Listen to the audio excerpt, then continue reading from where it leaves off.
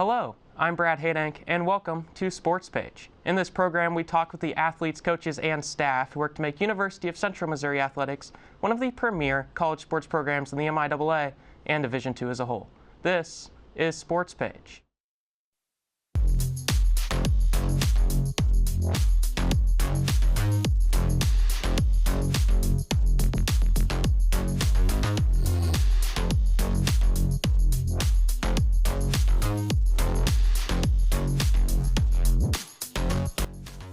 Our first guest today is Mules basketball head coach Adam Bohac. Coach Bohac is in his second season with the Mules after spending the previous 15 seasons as the head coach of Southern Nazarene.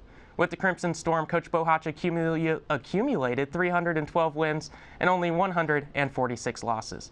Along with this, he led Southern Nazarene to 4 NCAA Division II regional appearances, all since 2014, when Southern Nazarene became a full-time Division II member. But now Coach Bohac is a Mule, so we welcome Coach Adam Bohac to Sportspage. So Coach Bohac, you had much success at Southern Nazarene, so why the transition to UCM?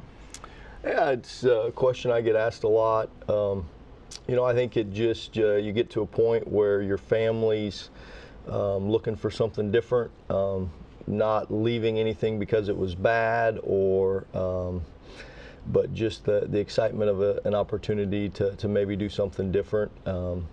As we transitioned at Southern Nazarene to Division II, the University of Central Missouri was the premier men's basketball program at that time. 2014 with the national championship. That era, as we were making the transition at Southern Nazarene, UCM was the very best, and so it definitely always had my attention, and just circumstances and timing led us to Warrensburg, and it's been an awesome 2 years. And you were talking about that transition from MIAA to Division II. That must have not been an easy transition for you. So, I mean, your record didn't show it, though. You had a phenomenal record all throughout. But how did that shape you into the head coach you are today? Yeah, it was an interesting time. You're in the NAIA, and you can play for national championships, and then you have a little period as you make that transition where you're not eligible for any postseason play. And so a little bit of no man's land where you play the regular season, but there's not the carrot hanging out there that you're chasing after. And so it was difficult in recruiting.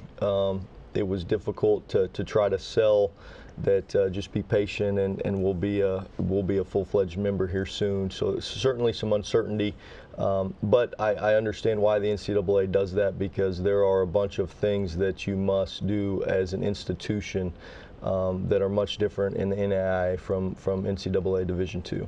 So last season, a 13-15 season, marked your first season under 500 as a head coach since the 2015-2016 season. What changes maybe do you implement to try to turn that around? Yeah, I think you just keep building and keep growing. We did a lot of things last year where I feel like things changed direction, and we're heading in the right direction. More conference wins than they had the previous year, the most Division II wins for quite some time, and so definitely some things moving in the right direction. You just want it to happen faster and faster, and so I think we've built on some of the momentum we finished last season with, in terms of both our roster as well as kind of the on-court play, and so you're just continuing to try to build, and again, trying to encourage that process to go as fast as possible. So the last time UCM men's basketball made it to the MIAA tournament was the 2021-2022 season. The last time they won a game in the MIAA tournament was 2017-2018 season. So how hungry is this group to just make it to that municipal auditorium in Kansas City? Yeah, I think especially for our seniors, right? That's a goal. That's something they talk about, and certainly basketball in March. You want to be a part of that. You want to be a part of the conference tournament, and so to do that, you have to play really well, throughout the conference season. And this year's a little bit unique with the unbalanced schedule and 19 games where we have 10 on the road and just 9 at home, and then the standings, the teams that make the conference tournament will be determined by KPI, which is a computer analytic driven ranking system where they can take all the different factors, home court, strength of opponent, and kind of come up that way. And so you don't really know where you're at either. You got a general sense in the standings win-loss, but it'll be interesting for sure and really exciting down the last month of the season here to see how all that shakes out. And you're talking about that excitement, talking about this group of guys this year. What about this group do you really enjoy? What do you think is that piece that maybe gets you over that hump this season? Yeah, that's a great question. You know, I think our togetherness, our resiliency, you know, that showed itself several times this year. You know, I think we've lost 2 games in a row one time all season, and maybe only won 2 games in a row once or twice all season. And so, boy, this group has really shown the ability to get knocked down and pick themselves up and get back to it. And you know, I think that's a character trait, a trait of a team that promises that your best days are ahead. And so, as we head into February here, we're looking forward to just continuing to get a little bit better and see how good we can become March.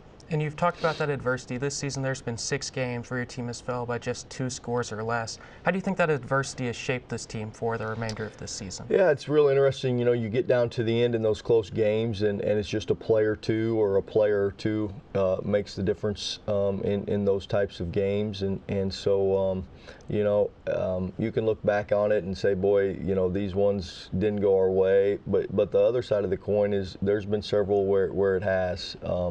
And so just choosing to focus on why did this turn out well and how do we control that, and again, just a little bit better. If each guy can get just a little bit better over this final month and our group get a little bit better, you put all that together and it could be a big February. And you've talked about players that are difference makers. You've coached in your past maybe one of the biggest difference makers in history, Blake Griffin, NBA first-round draft pick. He played for the LA Clippers. So what traits do you maybe see in him that make a player great that you try to translate into your future coaching experiences? Yeah, you know, I had Blake. That's a great question. You must have done some digging to find that. But Blake was just a high school kid, 17, 18 years old when we coached Blake in AAU. We've since had some really good pros and really good players. Last week, 2 of our former guys were playing against one another in the G League. The Thunder and the Lakers G League teams playing one another. But it takes really good players to have good teams. I know that, and we have some good players on this roster that we're going to grow into great players. And you know, there'll be some guys on this roster that have a chance with professional basketball in their future. And then back in your playing days, you were a Cornhusker. So with Nebraska, you won the Most Outstanding Attitude Award in 2003 and 2004. So in your eyes now as a coach, how important is a good attitude for a player? Yeah, you know, they give that award to the guy who's not very good, I think. That's how I got that. But no, attitude is super important. You know, you want to make it about the team. And so the teams that I've been a part of that are the most fun and the most successful is when everyone that's part of the group is looking out for other guys' interest.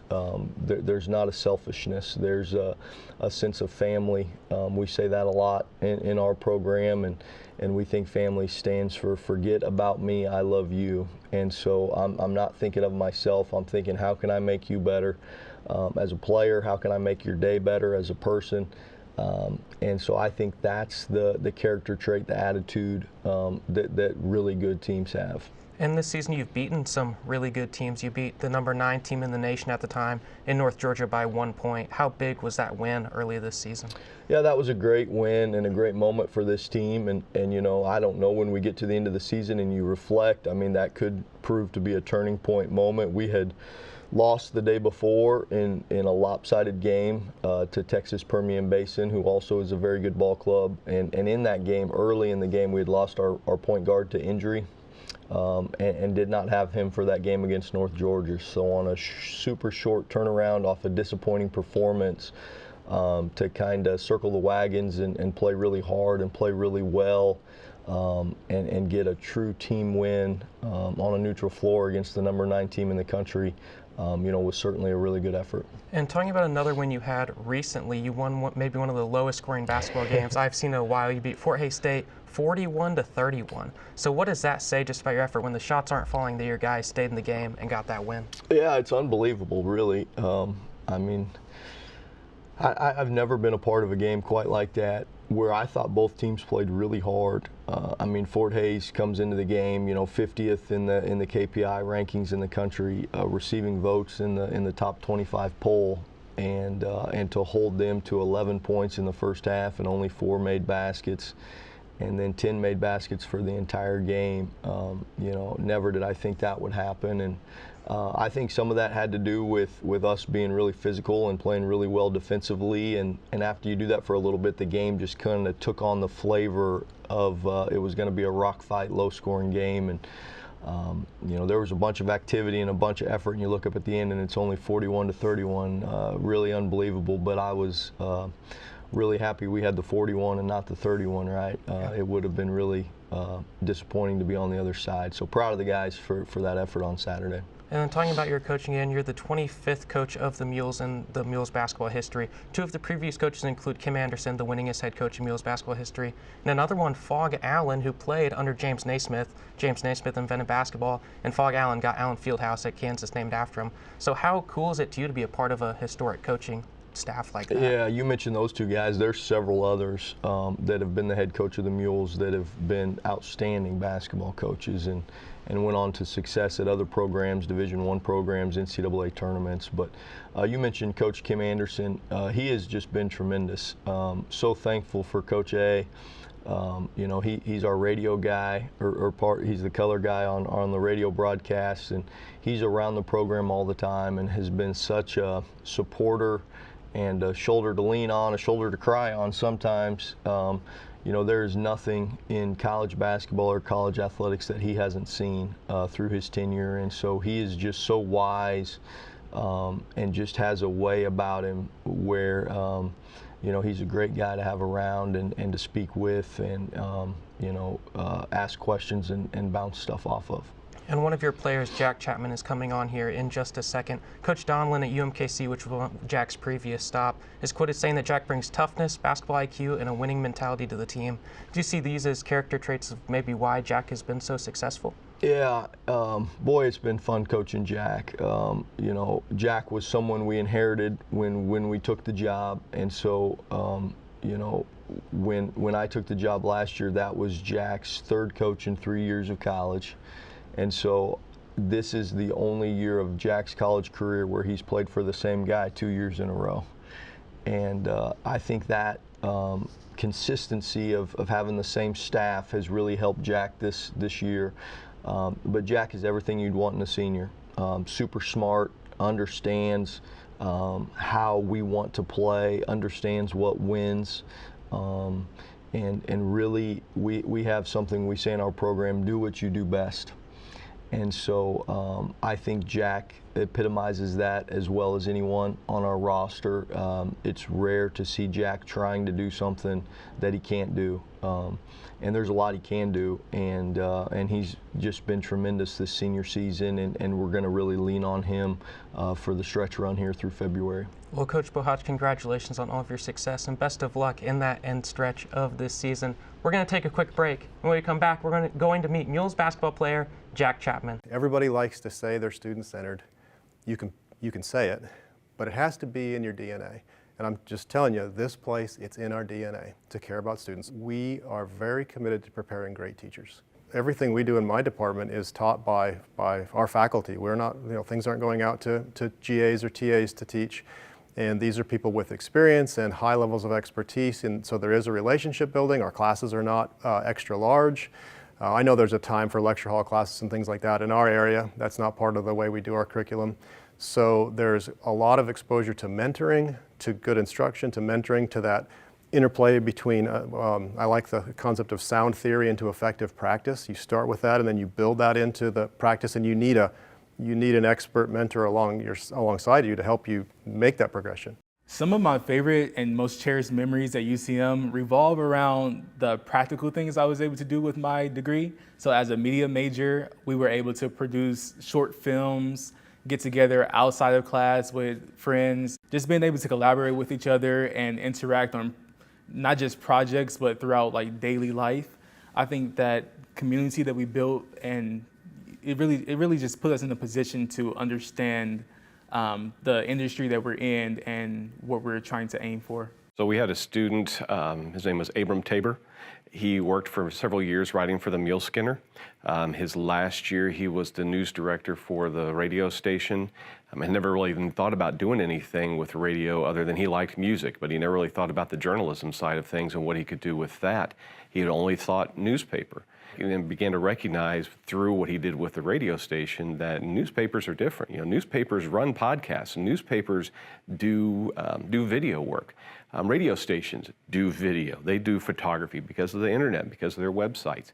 And so he now has a job with the television station down in Springfield as a producer because he took what he learned as a newspaper writer, built it into what he did as a news reporter for radio, and parlayed that into a career in television. Welcome back to Sportspage. In this next segment, we'll be joined by Mules basketball player Jack Chapman. Jack is a 6'7" senior from Overland Park, Kansas. This is his third season at UCM after spending one season with the Roos in Kansas City. Prior to that, during his time at Blue Valley Northwest High School under head coach Ed Fritz, he picked up many accolades, including first-team All-State. He was a nominee for Kansas Player of the Year, and he was a member of 3 KSHSAA 6A state championship teams. So with that, we welcome Jack Chapman to Sportspage. So Jack, to start, you were at UMKC, which is a Division I program, now at UCM, a Division II program. Do you see a big difference in that play level between the two? Honestly, I don't. You know, I think there's really talented players at all levels of basketball. At UMKC, you know, guys were maybe, you know, a little bit taller, a little bit stronger, but other than that, there's really no big difference. You know, everyone in this league, they've been playing ball their whole life, and they've been working at it their whole life, so there's a ton of talent. And something that's really showcased that is this past year, a lot of Northwest Missouri State players followed their head coach, Ben McCollum, to Drake. Drake's the D1 of the Missouri Valley Conference. They currently lead the Missouri Valley Conference over the likes of Bradley, Northern Iowa's, even Larry Bird's alma mater, Indiana State, John Morant's alma mater, which is Murray State. So with the success of many of those players, Bennett Sturts is in the running for Valley Player of the Year. How much do you think that showcases that talent that you see day in and day out in this conference, the MIAA?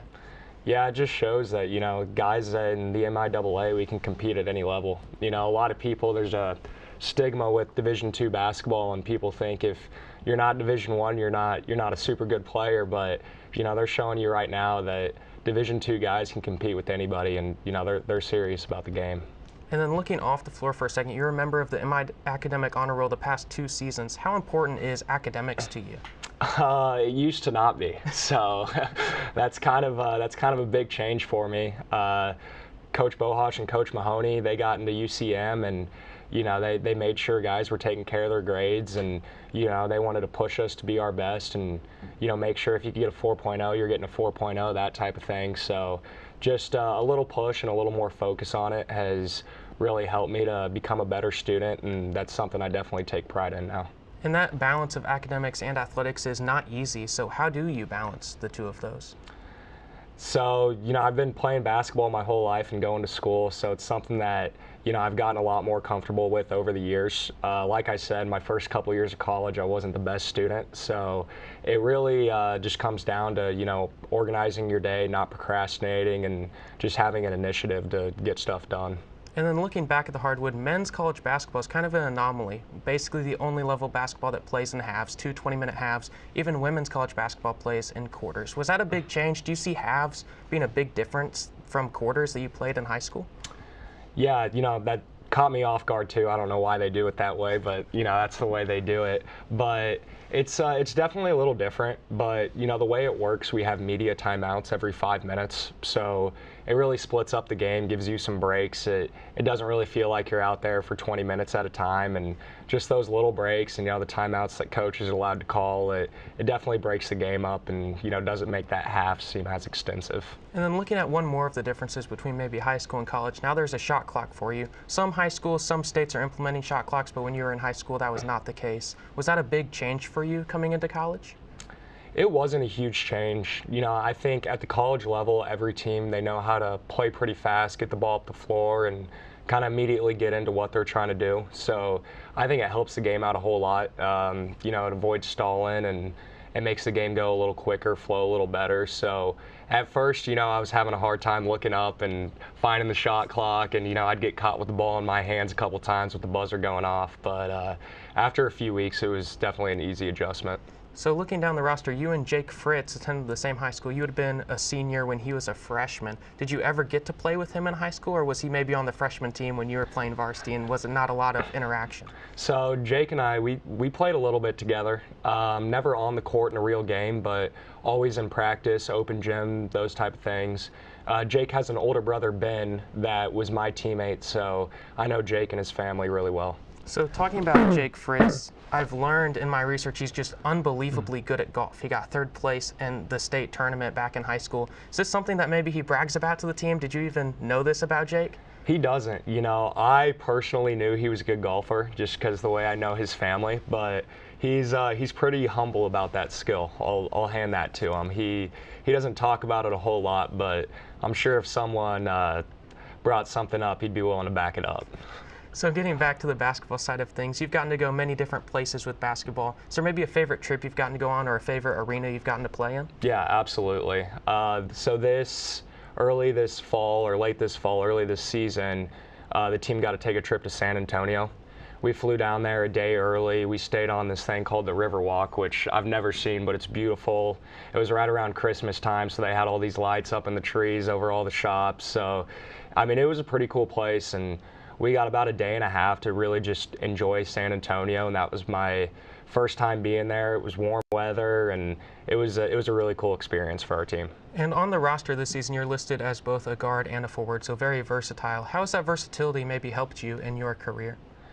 Yeah, it's always kind of been one of my strengths is I kind of have a mismatch with bigger guys. Usually I'm a little quicker than them, and a guard, usually I'm a little taller than them. So that's been a huge part of my game to be able to, you know, realize that in a game and, you know, use that to my advantage. But my whole life, you know, my dad's put a ball in my hands and wanted me dribbling and shooting it. So it's really just helped my skill level grow. And then looking back ahead of your sophomore season, you transferred from UMKC to UCM. So why did you choose UCM?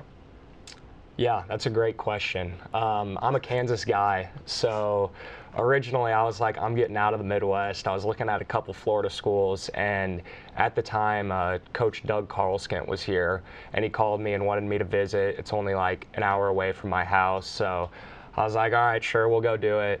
And immediately when I got here, I fell in love. I mean, it's the perfect place where you can play a sport and still kind of have that college atmosphere and college experience. You know, the way he got me here was talking about homecoming, you know, the student life, just all that type of stuff. And I think it's a special place for sure. And then as a transfer yourself, do you see the transfer portal being a positive for college basketball and student athletes?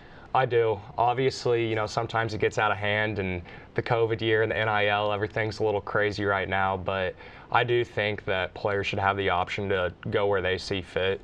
You know, a coach is allowed to cut a player's scholarship, so I don't see why a player shouldn't be able to leave. And then going back to the present day, you're still a great basketball player. You have been starting for the squad since that ranked win over North Georgia, the number 9 team in the nation at the time. How big was that win for this team? It was huge. I think it just showed us, you know, what we were capable of and that we can be a team that can compete with anybody in the country. We play a really special version of basketball this year, and I mean, that win just showed that we can hold anybody to, you know, a low amount of points and come out on top. So now this is your 3rd season here at UCM. The team has not made it to the MIAA tournament during your time here. So how much fire has that lit under this team to try to make it to the Municipal Auditorium this season? It's just about everything right now. You know, we talk about that in the locker room every single day. We have this board in our locker room that keeps the MIAA standings, and immediately after a win or loss, we get those switched up to know exactly where we stand. But, you know, that's definitely, you know, step one. But I think this team has a little bigger, you know, hopes and aspirations than just making the tournament. And this season, adversity has hit many times. 6 very tight losses by 2 possessions or less this season. But that's by no means taking this team out of contention of anything. So how has this team been able to bounce back from those tight losses, that adversity? Yeah, we're just trying to learn from everything. You know, all the games are recorded, so day after one of those tight losses, we'll go reevaluate kind of what we did and try to work on it, try to fix it so we don't really make the same mistake twice. I think we've definitely improved in our late game situations, you know, since the first loss that we had, but we definitely still got some room to go. And what does that bounce back that you've had this season say about the character of this squad? Yeah, it shows that, we don't have quit. There's a lot of persistence in this group.